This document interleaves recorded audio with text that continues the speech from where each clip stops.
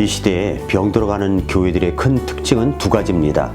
하나는 하나님을 피부와 감각으로 공기와 돌처럼 흔하고 쉽게 경험하게 하는 이 사이비 은사 운동입니다. 또 다른 하나는 교회에 나오는 사람들을 즐겁게 만들어 들뜨고 황홀하게 만드는 노래 운동입니다. 교회에 들어온 이 현대 노래 운동이 심각하고 더욱 무서운 이유는 자연스럽게 신자들이 다른 복음, 다른 예수, 다른 영을 맞이하도록 마취시키는 이 사탄의 달콤한 포도주 역할을 하기 때문입니다. 한국과 서구의 모든 나라들에서 기독교가 쇠퇴하고 있지만 아프리카, 싱가포르, 중국, 남미 등지의 제3세계에서는 기독교의 부흥이 일어난다고 알려지고 있습니다.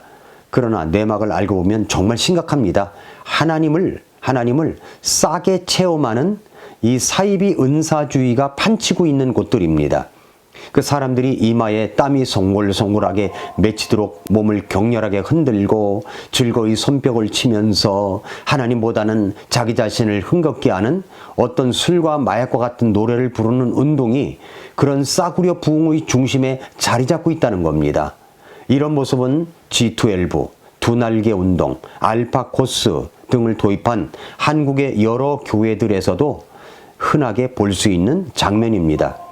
이들이 부르는 하나님을 찬양한다고 하는 노래들을 보면 대개 CCM 락이나 뉴에이지 음악이 주를 이루고 있습니다. 비트나 리듬이 그렇습니다. 좋은 음악과 나쁜 음악을 구별할 때 비트와 리듬, 가사 정말 중요합니다. 그런데 한국교회 많은 교회들이 지금 나쁜 음악을 주로 하고 있습니다. 비트와 리듬을 들어보면 이것이 세상 음악인지 교회 음악인지 구분이 안 될 정도입니다. 자, 그렇다면 이 뒤에는 무엇이 있을까요? 이 뒤에는 무엇이 있느냐면 마귀 사탄의 장난이 있습니다. 자신의 모습은 드러내지 않으면서 나쁜 음악을 통해 그럴듯하게 위장하여 현대인들 또 현대 크리스천들의 마음을 훔치고 있습니다. 그 마귀 사탄, 도대체 그의 이름이 무엇인지 여러분은 아십니까? 신명기 32장 17절에 보면은 그들이 하나님께 희생물을 드리지 아니하고 마귀들에게 드렸으니 곧 자기들이 알지 못하던 신들, 새로이 일어난 새 신들, 즉 너희 조상들이 두려워하지 아니하던 신들에게 드렸도다라고 했습니다. 사탄은 이 세대 속으로 침투하여 많은 영혼들을 제물로 삼기 위해서 온갖 계략을 쏟아내는데 이제는 음악을 통해서 메탈 음악 시장으로부터 평범한 중류 음악 시장에 이르기까지 여러 부류의 사람들을 소나기에 넣어버렸습니다. 또 심지어 CCM이라는 신음악 세계를 만들어가지고 거기에 락을 플러스하여 이 세속적인 리듬과 비트, 가사 등을 유행시키고 있습니다. 지금부터 40년 전에 문화사역을 했던 낮은 울타리의 신상원 대표는 마침내 사탄은 대중문화를 선택했다고 지적했었는데 지금도 마찬가지입니다. 그 마귀 사탄의 이름이 무엇입니까? 흠정역 성경으로 이사야 14장 12절부터 17절에 보면은 자세하게 나옵니다. 오 아침의 아들 루시퍼야, 네가 어찌 하늘에서 떨어졌는가? 민족들을 약하게 한 자요, 네가 어찌 끊어져 땅바닥으로 떨어졌는가? 네가 네 마음속으로 이르기를 내가 하늘로 올라가 내가 하나님의 별들 위로 내 왕자를 높이리라. 내가 또한 북쪽의 연면들에 있는 회중의 산 위에 앉으리라. 내가 구름들이 있는 높은 곳 위로 올라가 내가 지극히 높으신 분과 같이 되리라 하였도다. 그러나 너는 지옥으로 곧 그 구덩이의 연면들로 끌려 내려가리라. 너를 보는 자들이 너를 자세히 살펴보고 너에 대해 깊이 생각하며 이르기를 이 자가 땅을 떨게 하고 왕국들을 흔들며 세상을 광야같이 만들고 그곳의 도시들을 멸망시키며 자기의 포로들을 둔 집을 열지 아니한 자냐 하리라. 이 말씀이 이제 나옵니다. 여기 분명히 14장 12절에 루시퍼란 이름이 분명히 나오죠. 이 말씀들을 보면 루시퍼의 자만에 찬 외침을 볼 수가 있습니다. 어떤 외침입니까? 지극히 높으신 분과 같이 되겠다고 하는 외침 속에는 단어마다 그의 불만이 짙게 깔려 있는 것을 느낄 수가 있죠. 기름 부음 받은 그룹인 루시퍼는 스스로 자신의 신분을 바꾸려고 시도를 합니다. 그는 모든 창조물이 지극히 높으신 분에게로 향하는 것이 아니라 자기에게로 향하도록 하려고 합니다. 모든 창조물이 자기에게 경배하기를 바라고 갈망하고 있습니다. 마태복음 4장 9절에서 마귀가 예수님께 네가 만일 엎드려 내게 경배하면 라고 말한 것을 보면 그의 욕망이 자신이 경배받는 것임을 확인할 수가 있습니다. 그러나 요한계시록 14장 4절이 사람들이 용에게 경배했다고 기록하듯이 불행하게도 그의 야망은 곧 성취될 것 같습니다. 그것은 바로 7년 환란기 때가 가장 큰 절정기가 될 것입니다. 요한계시록 12장 9절은 그 큰 용이 누군가를 드러냅니다. 저 옛뱀 곧 마귀라고도 하고 사탄이라고도 하는 자라고 분명히 밝히고 있습니다. 21세기의 마귀 사탄은 일반 대중이 느끼기에 나쁜 이미지가 아니라 좋은 이미지를 심어주기 위해서 대중매체를 동원하여 그럴듯한 선전과 광고를 하고 있죠. 그의 핵심은 그의 정체를 바꾸는 것입니다. 역사적으로 볼 때 이사야 14장은 성경에 기록된 루시퍼에 대한 유일한 일대기로서 이곳이야말로 우리가 성경에 기록된 불법의 신비, 데살로니가 후서 2장 7절에 나오죠. 이 불법의 신비에 대한 단서를 찾을 수 있는 유일한 장입니다. 유일한 곳입니다.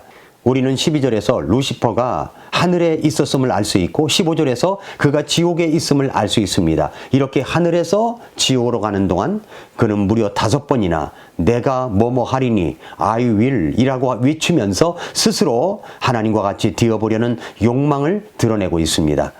그러나 사실 이런 외침 하나하나는 루시퍼를 하늘에서 지옥으로 이끌고 가는 계단 같은 역할을 하고 있습니다. 우리 구원받은 성도들은 이 구절을 통해서 마귀의 자만심의 본질이 무엇인지 바르게 볼 수가 있습니다. 이사야 14장이 왜 그렇게 중요하느냐면 그 말씀이 사탄의 종착지가 어디인지를 보여주기 때문입니다. 이 구절들은 14장, 이사야 14장 13절 14절 보면은 그의 오만을 나타내고 있고, 그리고 17절은 세상의 불행에 대해서 그리고 이야기하고 있고, 17절은 세상의 불행에 대한 그의 책임을, 15절 16절은 그의 파멸을 한 점 의혹도 없이 적나라하게 드러내고 있습니다. 그러니까 마귀의 일대기는 에스겔서 28장에 더 자세히 기록되어 있지만 거기에서 그의 이름을 밝혀져 있지 않고 그는 다만 기름 부음 받은 덮는 그룹이라고 언급되어 있습니다. 에스겔서 28장 14절에 보면은 너는 기름 부음 받은 덮는 그룹이니라. 내가 너를 그렇게 세우매 네가 하나님의 거룩한 산 위에 있었고 불타는 돌들 한가운데서 오르내리며 다녔도다라고 했습니다. 루시퍼의 야망은 지극히 높으신 분과 같이 되는 것입니다. 그런데 이 구절은 그의 정체를 밝히 드러내 보여주므로 그의 꿈을 산산조각 내고 있습니다. 그래서 그의 루시퍼라는 이름을 분명히 드러내 보여야 하는데 이상하게도 킹제임스 성경과 개역성경에는 다르게 되어 있음을 확인할 수가 있죠. 이사야 14장 12절 말씀을 개역성경에는 너 아침의 아들 계명성이여 어찌 그리 하늘에서 떨어졌으며 너 열국을 엎은 자여 어찌 그리 땅에 지켰는고 라고 했습니다. 현대 역본에는 모두 루시퍼라는 이름이 없습니다. 그저 계명성이라고만 되어 있습니다. 루시퍼라는 이름이 없어진 것입니다. 성경의 단어가 바뀐 것입니다. 개역성경을 비롯한 현재 역본들에 나타난 이 같은 변화는 히브리어 원문에서 나온 것이 사실 아닙니다. 히브리어 원문을 고찰해 보면 루시퍼란 단어 대신에 계명성 혹은 새벽별을 사용할 수 있다는 주장을 하는 것이 얼마나 어리석은 것인지를 누구나 쉽게 깨달아 알 수 있습니다. 이 구절의 히브리어는 할렐 벤 샤갈로서 이것을 정확히 번역을 하면 개역성경처럼 계명성이 아니라 킹제임스 성경처럼 아침의 아들 루시퍼가 됩니다. 그런데 NIV와 NASB 등의 새 역본들과 개역성경은 마치 이 구절이 히브리어 원본의 샤차로 코캅 벤 샤차로, 즉 아침의 아들 계명성, 즉 아침의 아들 새벽별이라고 쓰여 있는 것처럼 번역을 했습니다. 히브리어 원문을 보면 별, 코캅이라고 하는 단어가 나오지 않으며 또 아침 혹은 새벽이란 단어도 개역성경을 비롯한 현대 역본들에 있듯이 2번 나오지 않고 킹제임스 성경에 기록되어 있듯이 한 번만 나옵니다. 개역성경이나 NIV 역자들은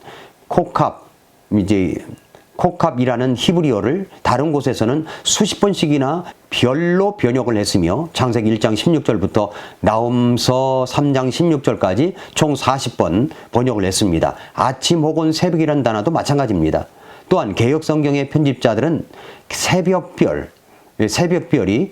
욥기 38장 7절에 기록되어 있으며 그것이 무엇인지 잘 알고 있습니다. 흠정역 성경으로 욥기 38장 7절에 보면은 어느 때 새벽별들이 함께 노래하였고 하나님의 모든 아들들이 기뻐 소리를 지르느냐라고 했습니다. 따라서 하나님께서 루시퍼라는 단어를 새벽별 혹은 계명성으로 전달하고자 하셨다면 욥기에 나오는 동일한 단어를 이사야에서도 반복해서 사용하셨을 것입니다.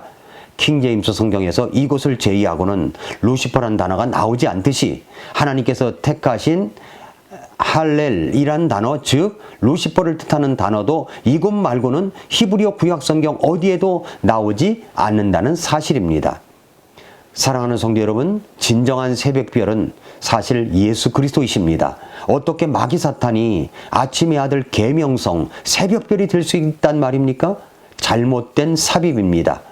요한계시록 22장 16절에서 나 예수는 내 천사를 보내어 교회들 안에서 이것들을 너희에게 증언하게 하여노라. 나는 다윗의 뿌리요 후손이요 빛나는 새벽별이니라 라고 했습니다. 현세대 신학자들의 변절과 배교가 있기 전에는 믿는 성도들이 모두 그리스도만이 새벽별이요 계명성이요 샛별이라는데 모두 같은 마음 같이 믿고 있었습니다. 이사야 14장 12절은 루시퍼를 말합니다. 그러나 개역성경은 계명성으로 단어를 바꿔버렸습니다.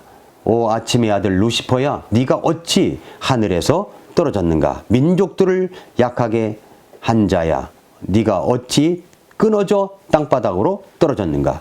마귀 사탄 루시퍼는 결국 하늘에서 지옥으로 떨어집니다. 마귀 사탄은 그 모습을 감추기 위해 이것저것을 동원하여 감추고 있습니다.